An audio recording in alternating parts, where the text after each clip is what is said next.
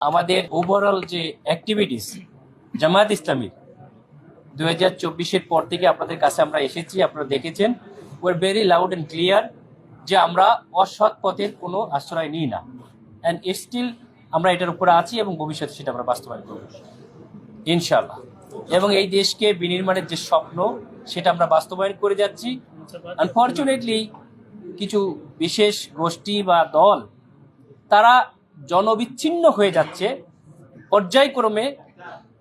জনবিচ্ছিন্ন হওয়ার কারণে তারা যখন জনগণের কাছে কোনো প্রশ্রয় পাচ্ছে না এবং আমার আকাশচুম্বী জনপ্রিয়তা দেখে সেখানে প্রার্থী চেঞ্জ করেছে, কিন্তু এরপরও ক্ষান্ত হয় নাই।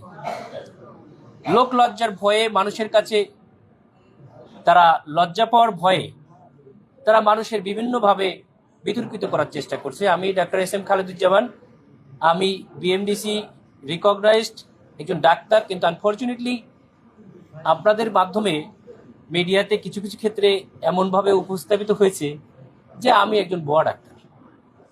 এটা খুবই দুঃখজনক। আপনারা দেখেছেন যে কিছুদিন আগে এই যে সুরভির একটা আদেশ হলো, সেই আদেশ আবার 3 ঘন্টার মধ্যে চেঞ্জ হয়ে গেল।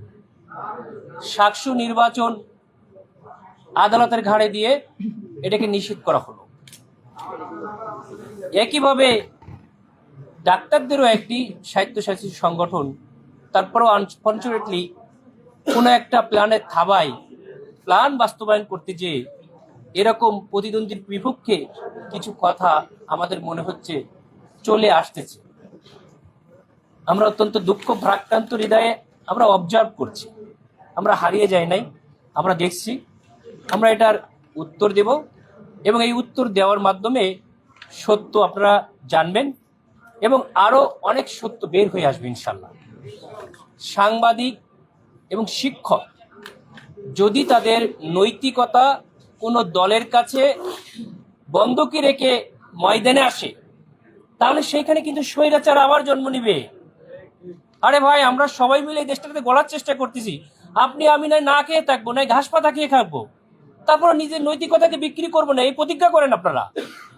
আপনারা একটা আসলে আগে আমার কাছে শুনতে হবে যে এটা সঠিক কিনা, এটা জানতে হবে। আমার পেজ আছে, সেখানে হাজার হাজার মানুষ করতেছে, 20টা দেশের মানুষ আমার কাছে ট্রিটমেন্ট নিতে আসে। আমি তার একদিনের ডাক্তার না, আমি এবার কেড়ে কাজ করছি, যেখানে জয়েন্ট কমিশন ইন্টারন্যাশনাল তারা আমার সিভি সবসময় 3 বছর অন্তত ভেরিফাই করছে।